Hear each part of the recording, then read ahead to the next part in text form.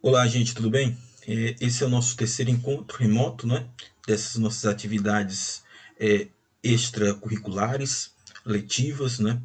E hoje eu quero propor para vocês conversar um pouquinho sobre um texto do Rafael Evangelista, que o nome é Liberdade e Controle, que faz parte da disciplina de Comunicação, Cidadania e Direitos Humanos, no qual ele vai refletir um pouco essa nossa atualidade, né, a partir da questão dos meios de comunicação digitais, mais especificamente sobre a questão da regulação da internet. Né? Nós assistimos nessa semana alguns casos de redes sociais que removeram publicações do presidente Bolsonaro, e nesses momentos a gente começa a perceber que existe sim uma política de conduta que na verdade é uma política editorial dentro dessas redes sociais.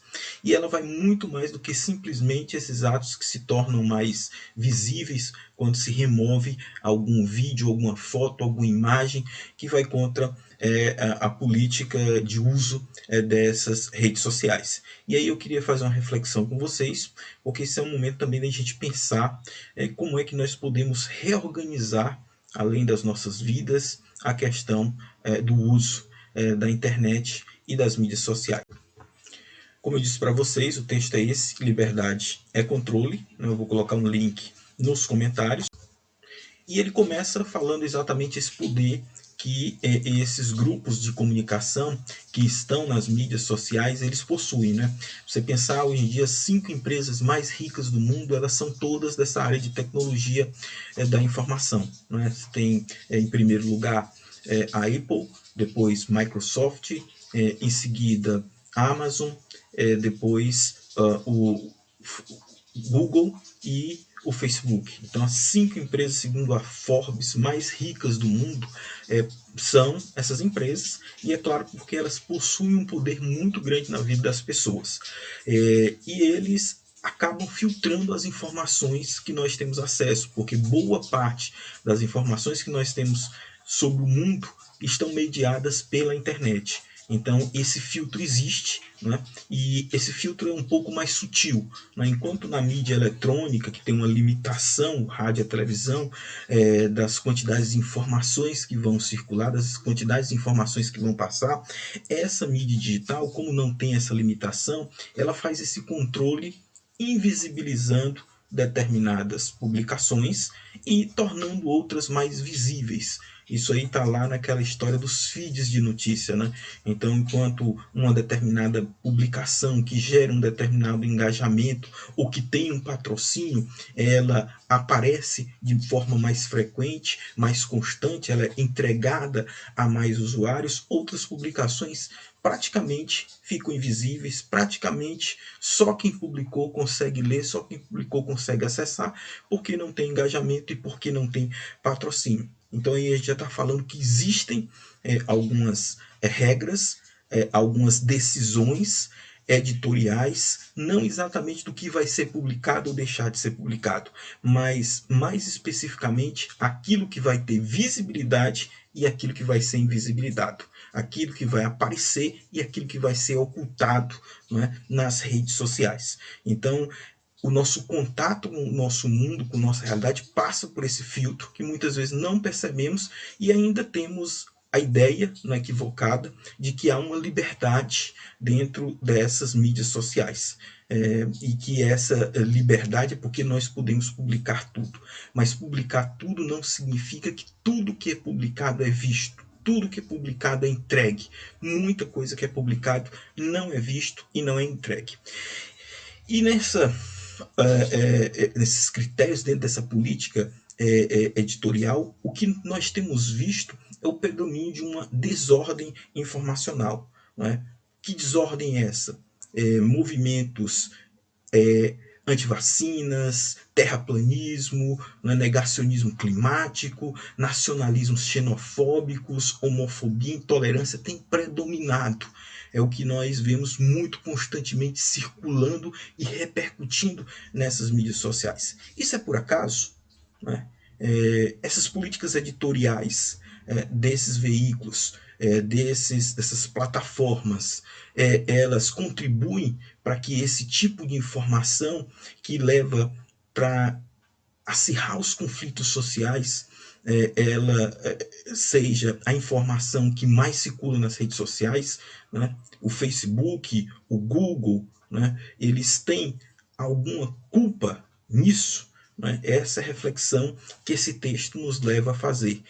Que tipo de responsabilidade tem essas empresas que gerenciam as mídias sociais, as plataformas das mídias sociais, têm quando essas informações, né, ou essa má informação, ela circula na rede social. E o que seria uma ordem informacional? Qual seria o ideal? Seria uma informação, seria uma comunicação que leva para a democracia. E para existir democracia significa que nós precisamos saber lidar com os diferentes, não só ter a imagem deles, não só ter a visibilidade deles, mas também ter a tolerância e a convivência com esses diferentes. Então isso significa a proteção da diversidade, não é? E também uma sociedade que passe pelo projeto humanístico da modernidade, que é uma sociedade civilizada, não é? Isso significa o quê? Reconhecer o conhecimento científico e também a racionalidade dos argumentos nas discussões públicas, e não simplesmente paixão, e não simplesmente fundamentalismo, né, e não simplesmente opressão. Então essas seriam as ideias que iriam guiar a uma ordem informacional, mas o que nós vemos hoje em dia é completamente contrário, prevalecendo os conflitos, prevalecendo a polêmica, prevalecendo, né, os desencontros, né, e a intolerância. E é exatamente esse o questionamento que nós precisamos fazer. O que é que tem a ver essa política dessas mídias sociais, essa política editorial que é disfarçada de algoritmos das redes sociais, com essa desordem informacional? Qual relação podemos traçar entre isso? E aí, para a gente pensar sobre essa ordem informacional, sobre a democracia, a gente tem que pensar um pouquinho sobre esfera pública. Esfera pública é um conceito, né, que foi tecido pelo filósofo alemão Jürgen Habermas, quando ele fez lá na sua pesquisa de doutorado um estudo sobre a origem dessa esfera do debate público, né, no final da Idade Média, no início da Idade Moderna. Né, como é que surge esses espaços de discussão coletiva sobre os assuntos de interesse de toda a comunidade. E aí ele vai mostrar, principalmente através da pesquisa na Alemanha e na Inglaterra, que não são os países que foram tão centrais nessa esfera pública, porque a gente sabe que a França, através da Revolução Francesa, se tornou mais notável nessa criação dessa esfera pública. Ele vai notar que essa esfera pública ela é criada quando a burguesia começa a usufruir da arte, né, dos espetáculos, né, dos concertos, e logo após essa fruição desses bens artísticos que antes eram reservados somente para a nobreza, essa burguesia sentia a necessidade de discutir, de ir para uma taberna, de ir para um café e sentar e começar a conversar a respeito das suas impressões daquele bem artístico que eles tiveram a oportunidade de participar.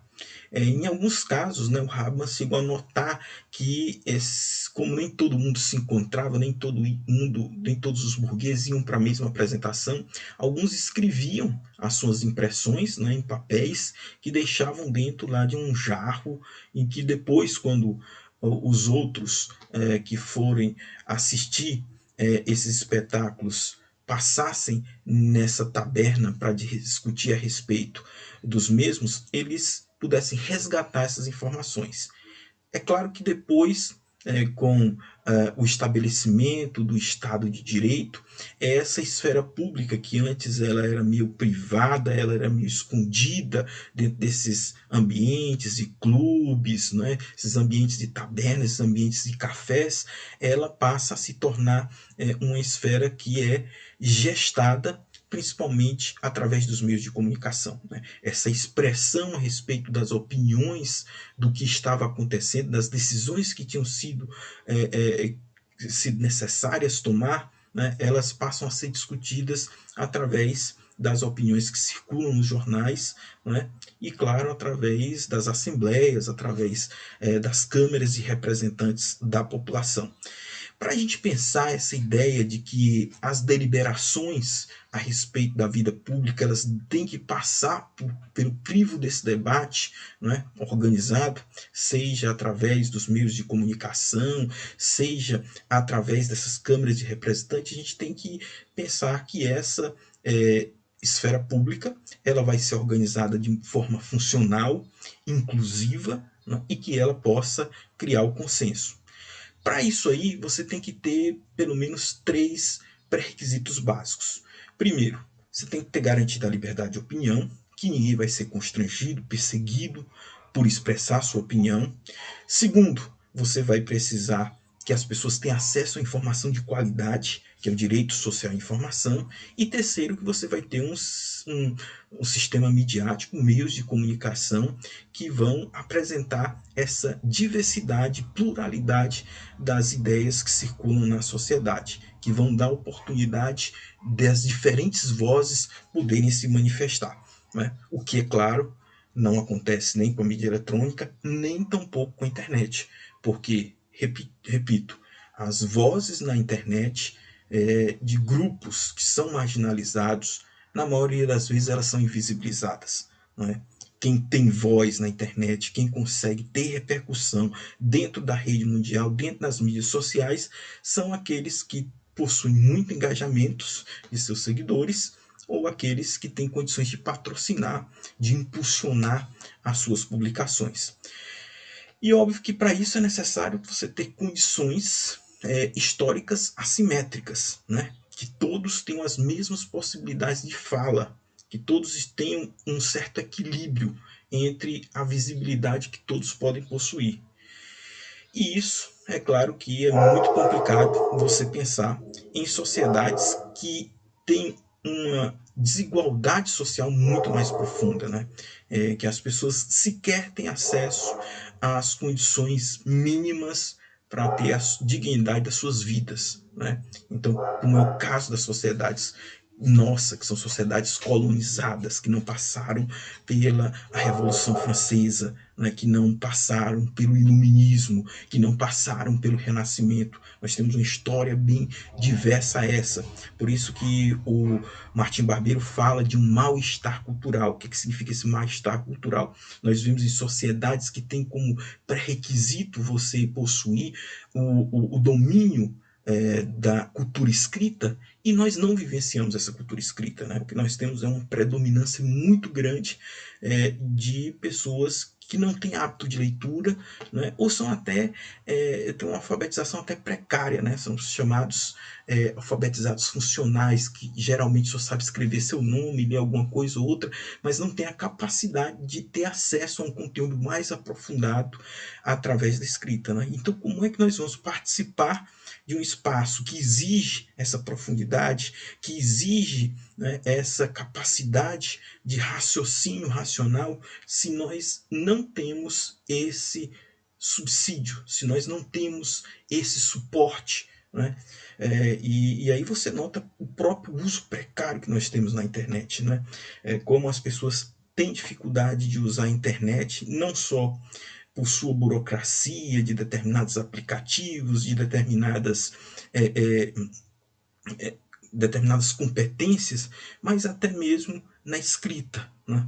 A internet predominantemente escrita. As pessoas não têm, às vezes, condições de acompanhar um texto mais longo, ou mesmo que for escrever um texto curto, muitas vezes não torna aquele texto minimamente compreensível por não conhecer as regras básicas da gramática. Então, esse modelo de esfera pública, por alguns autores, como o Boaventura dos Santos, né, é um modelo eurocêntrico, é um modelo baseado na história da Europa. Por isso tem uma dificuldade muito grande de ser aplicado aqui, principalmente na América Latina. Então, você não tem condições históricas simétricas, você não criou essas condições históricas simétricas para essa esfera pública, e principalmente quando essa esfera pública ela deveria estar se encaminhando para as mídias digitais, para um debate, né, construtivo através de plataformas de redes sociais. Isso aí nós temos muita dificuldade em realizar. E para você pensar nessa esfera pública, para você pensar em promover essa ordem informacional democrática dentro das mídias digitais, você tem que pensar que tem que haver regras, né? Todo debate, todo jogo, toda negociação, ele precisa inevitavelmente de ter regras, né? E a gente sabe que nós temos uma situação em que as regras só estão no papel, né? Quando se tem regras, né, dificilmente nós temos regras completas na área da comunicação. Quando a gente tem regras aqui, boa parte dessas regras são como dizem para inglês ver, né? Aquela metáfora que vem lá desde o período da escravidão, né? Do tráfico de escravos, e quando proibiam a entrada desses escravos, né? Essa proibição era apenas para atender aquela demanda que a Inglaterra tinha contra o tráfico negreiro, e acabava na prática não sendo realizada, né? E nós temos também, além, quando essas regras, quando são boas, que raramente são boas, raramente se tem essas regras, tem falhas institucionais muito graves, né? Falha de fiscalização, falha de implementação, né? Como é que você vai conseguir fazer com que, por exemplo, você tenha essa inclusão digital, né? Esse acesso universal, por mais que você dê possibilidade das pessoas terem um aparelho de celular, para as pessoas terem, se as pessoas não têm o que é necessário antes para usar esses dispositivos a favor da democracia, que é a educação, né, que é a formação, que é o conhecimento básico sobre cidadania.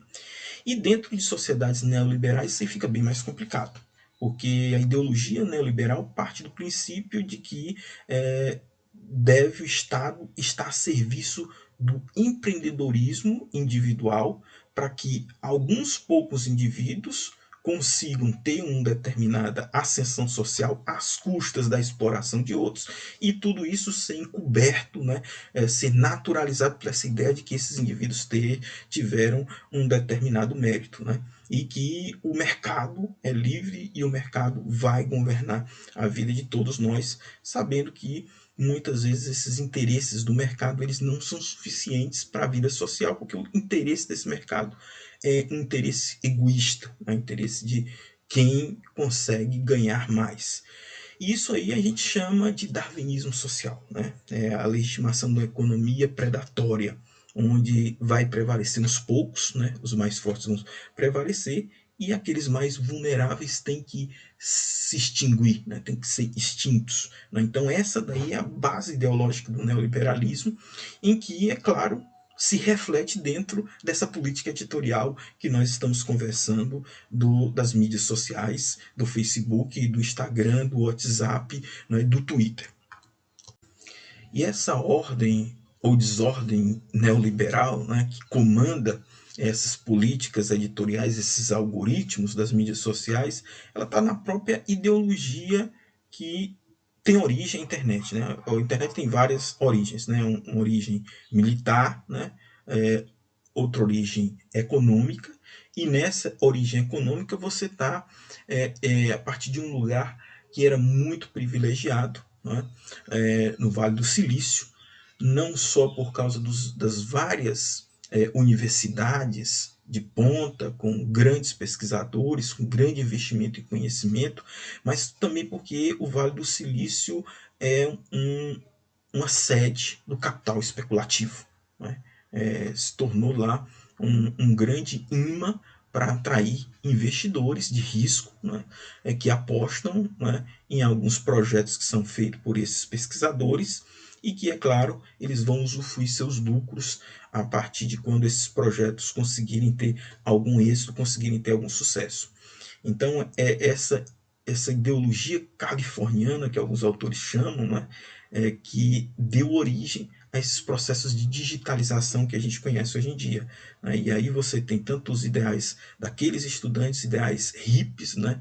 E ideais de conquistar o mundo, de transformar o mundo, e você tem os ideais do sistema financeiro, da lógica especulativa de a todo custo acumular mais riquezas, né? Se você investe 1 milhão, você quer ter o retorno de pelo menos 5 milhões ou mais desse investimento. Então, nesse ambiente aí, neoliberal, um ambiente do mercado, sem intervenção externa, né, com a mediação direta das tecnologias, é que você tem esse espaço, esse ambiente para nascer esse processo de digitalização. Dessa maneira, gente, desse ambiente predatório, desse darwinismo social, desse neoliberalismo, né, o mercado manda em tudo, quer dizer, os interesses de acumulação de riqueza são os que vão predominar, os mais fortes, que vão cada vez mais oprimir, explorar e até eliminar os mais fracos, é que surgem aquilo que a gente fala como informação falsa. Não é? O autor do texto, o Rafael Evangelista, faz uma distinção entre desinformação, que seria a falta de informação, que não é o caso nosso. Nós temos, pelo contrário, uma abundância muito grande de informação, mas nós temos um problema de qualidade muito severa dessa informação. Não é? Que são as informações falsas, que ele chama de má informação. Não é?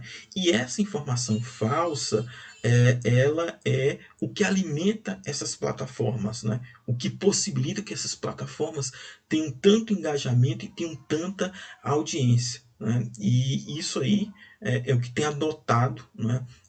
Por exemplo, alguns digitais influencers. Né? O texto até mostra um estudo que foi feito, como era que um digital influencer conseguia alcançar grandes audiências, né? Como é que ele conseguia ter bastante inscritos, bastante visualizações no seu canal do YouTube. E uma dessas estratégias era trazer uma figura muito polêmica. Né? E essas figuras polêmicas, por isso que nós temos esse renascimento desse ultraconservadorismo de forma tão forte hoje em dia na nossa sociedade, geralmente eram figuras extremadas, que falam aquilo que ninguém teria coragem de dizer. Isso gera, obviamente, curiosidade. O cara que diz que não, a Terra é plana, você vai dizer, esse cara é um louco, né? Quais são os argumentos dele, o que sustenta, que nível é a loucura dele. Então muitas pessoas iam ver esses debates desses digitais influencers com esses extremistas e todos saíam ganhando. Tanto o digital influencer acabava tendo visibilidade, coisa que normalmente quando ele começa não tem, como o extremista acabava também conquistando seguidores, fãs, fanáticos, sei lá o que. Isso foi alimentado por essa lógica de aquilo que consegue ter, aquele canal que consegue ter muita reação, né? Muitos comentários, muitos likes, vai ser o canal que vai ter prioridade de entrega, vai ser o que vai ter mais visibilidade. E para você começar isso do nada, normalmente, ou você consegue patrocínio, né? Consegue impulsionar, consegue pagar para aparecer, ou então você cria polêmica. Né? E a forma mais fácil de criar polêmica é trazendo posições que, a princípio, ninguém acreditaria que alguém teria aquele tipo de posição que iria defender aquelas ideias. Um outro estudo que também é citado no texto é a respeito dos grupos de WhatsApp. Né? Primeiro, a ideia, né, que o WhatsApp não é simplesmente uma plataforma de comunicação interpessoal. O WhatsApp se tornou uma rede social. E principalmente não só por criar esses grupos, não é? Mas não é uma rede social privada, fechada, porque esses grupos eles se interconectam. Por mais que você não tenha nenhuma ferramenta dentro do aplicativo, mas você tem um uso que interconecta esses grupos inevitavelmente. Como é que isso acontece? As pessoas participam de vários grupos. E essas pessoas que participam de diferentes grupos fazem circular informações que recebem num grupo para o outro. Então essa primeira ideia de que acabou o WhatsApp, né, esses grupos de WhatsApp que são redes sociais privadas, se tornando redes sociais públicas. Né? E se notou que o que mais circula são imagens que são comprovadamente falsas. Né? Eles circulam 8 vezes mais né? São compartilhadas 8 vezes mais do que imagens que não têm nada fora do normal. Geralmente essas imagens falsas tanto trazem situações extremamente inusitadas, extremamente que gera extrema curiosidade nas pessoas, que prendem muito a atenção nessa economia cognitiva, e também muitas vezes essas imagens falsas conseguem fazer de que alguma ideia que você possua ela possa ser comprovada, por mais que de maneira completamente falsa, né? Mas de maneira completamente forjada. E também é óbvio que você tem o disparo, o uso de robôs que vão disparar nesses grupos, né? Que a maior parte deles são criados através de bases que são vendidas, né? E essas bases vêm de empresas que recolhem muitas vezes os dados de telefone celular das pessoas e que junta esses dados formando grandes bases que são vendidas, né? E é claro que você tem por detrás desses grupos, com essas bases vendidas, com robôs disparando informações falsas, você não tem nenhum controle de quem é, e você ainda tem o gerenciamento anônimo, que complica ainda mais, né, como você pode regular, como é que você pode responsabilizar e como é que você pode cobrar a qualidade daquelas informações. Isso foi muito decisivo nas campanhas eleitorais aqui do Brasil, dos Estados Unidos e de vários países do mundo, e nós vimos, inclusive, acusações muito sérias de uso de caixa 2 para isso aí, né? De empresários que não poderiam dar contribuição, empresas que não poderiam dar contribuição legal, empresários também não poderiam ir direto, então elas compram essas bases, compram esses robôs para que difundam informações falsas de um oponente, gerando, né, verdadeiros exércitos virtuais, né, que tem batalhões, que tem comandos, que tem agrupamentos para agir na internet, disseminando não só informações falsas, mas também a cultura do ódio, né? A cultura de que eu tenho que eliminar meu inimigo, né? A cultura de guerra. E aí assim você tem o crescimento dessa polarização. É óbvio que a gente também não pode deixar de lembrar que essa polarização política que o Brasil e o mundo vive também ela foi criada pelos meios de comunicação, principalmente trazendo uma cobertura dos governos progressistas, dos governos mais à esquerda, de uma forma distorcida, deturpada, levando através de escândalos que muitas vezes foram criados, foram factoides, a revolta coletiva, né? Então, junta esse processo todo, né, de tentar fazer com que determinados governos sejam apresentados de uma maneira extremamente negativa através da criação dos escândalos, né? A política se tornou uma disputa de escândalos a respeito de determinados temas, de situações de crise. Se junta isso aí com a criação desses exércitos baseados em informações falsas, né? Propagando uma cultura de ódio, né? De que tem que aniquilar o inimigo. Você não tem mais adversário na política, você tem inimigos. Assim, você tem cada vez mais dificuldade de pensar uma esfera pública na internet, né? E não só pensar em esfera pública, mas pensar também na democracia através desse nosso espaço de convivência, de debate, de troca de ideias. Porque essas plataformas, essas mídias sociais que estão na internet, elas estão baseadas numa economia, né, de fluxos indistintos de dados. Não quer saber se o dado é falso, se o dado é verídico, não faz nenhum tipo de distinção, porque quanto mais dados você tiver, maior audiência você tem. E aqueles dados que geram mais audiência vão ser os dados que vão ser privilegiados. Quer dizer, aquelas imagens falsas que nós falamos, que geram 8 vezes mais, que circulam 8 vezes mais, que geram muito mais atenção das pessoas, nós vamos ser aquilo que vai ser privilegiado. E fora isso, você ainda tem o estímulo a emoções extremas, né? Essa questão do engajamento, dessas reações que tem que ser muito rápidas, esses comentários que tem que ser muito velozes para dar, na verdade, é um estímulo a paixões, né? Onde os argumentos racionais eles cada vez mais perdem espaços, impossibilitando essa esfera pública, dificultando a vida democrática, né? E também, além disso, a gente tem um modelo de negócio muito baseado nessa atenção que é gerada a todo custo, né? Atenção através do escândalo, através do conflito. Fora isso, ainda tem a questão da vigilância, né? Da intrusão dos dados que nós temos que fornecer para que esses sistemas possam criar, né, modelos de informação e de comunicação cada vez mais irresistíveis para os seus usuários. Isso é óbvio, é um risco muito sério à democracia, porque nós estamos mediados, como nós falamos no começo da apresentação, nós estamos inevitavelmente alcançando a nossa realidade através dessas mídias sociais, né, e necessita de uma regulação. Né? Essa regulação não significa censura. Né? Essa regulação ela tem que passar por vários níveis. Tanto criar legislação, como também fortalecer, investir num processo de educação que seja um processo de educação para o letramento digital, para a leitura crítica dos meios de comunicação. Não faz sentido mais a gente estar escolarizando, né? A gente está formando as pessoas dentro da escola somente para ler textos literários, né? Somente para ler matemática, somente para ler textos didáticos.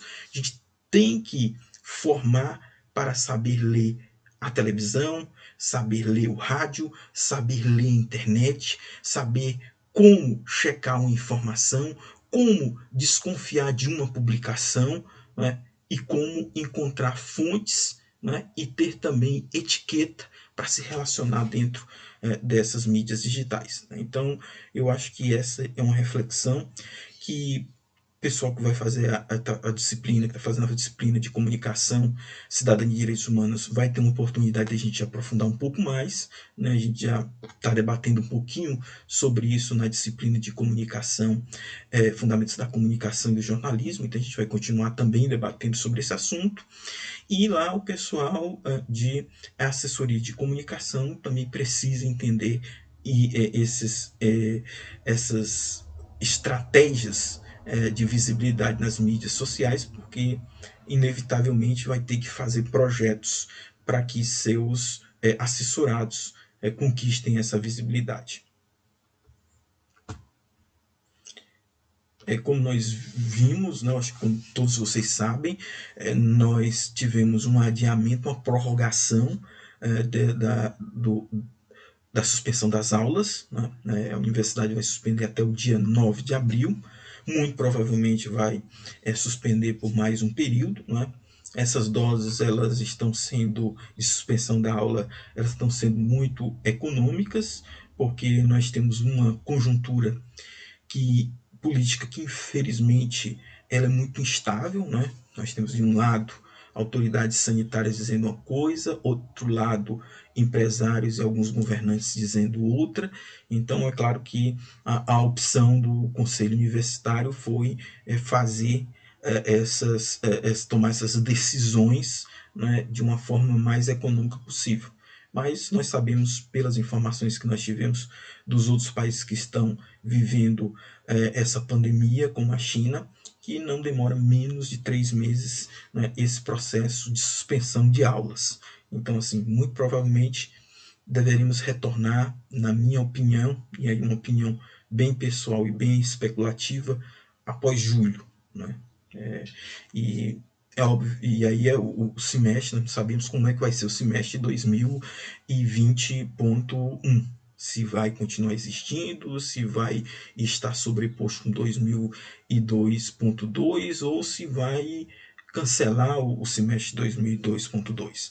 Assim, sinceramente, é uma situação que eu não tenho como mudar qualquer perspectiva, né? Fazer qualquer projeção, prospectar nada. Mas a tendência é que nós tenhamos aí mais alguns meses de quarentena.